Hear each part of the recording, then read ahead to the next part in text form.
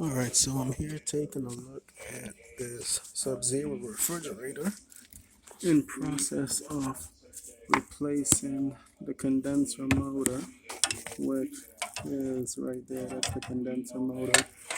Now what I noticed while I'm under here is this right here is the drain pan assembly. So when the refrigerator goes into defrost, water will come out. It's kind of hard to see, but water will come out this tube right there. See that tube right there? Water come out this tube when the refrigerator goes into a defrost cycle, and it lands in here, this pan here.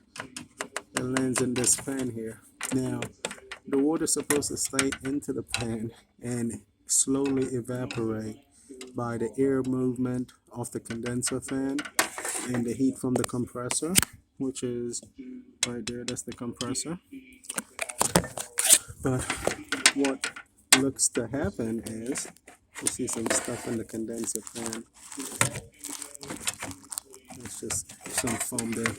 So what happened is, over time, the pan developed a hole in it.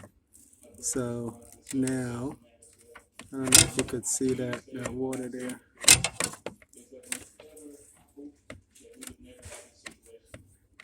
Now, all the defrost drain water that comes out of that tube there. That tube there, see that tube? That lands into the pan. Eventually, because the pan have a hole in it underneath it, it's slowly leaking out from the pan. So that's why you could see under the drain pan is kind of rusted. See all that rust from the drain pan? Underneath the drain pan on the metal. That's because that's been leaking for quite a long time. Now the issue is, in order to replace that drain pan, we will have to replace these two dryer assembly, evacuate the refrigerant out of the system, and get this condenser, condenser coil out the way. So we'll have to remove all of this stuff in order to replace that drain pan assembly. That's under there. We'll have to do seal system repair, which is actually a few hours, about 3-4 hours to get all of that done, just to replace the drain pan assembly. And as I say, the way that works is, when the fridge goes into a defrost cycle, all the water from the melted ice comes down into that tube.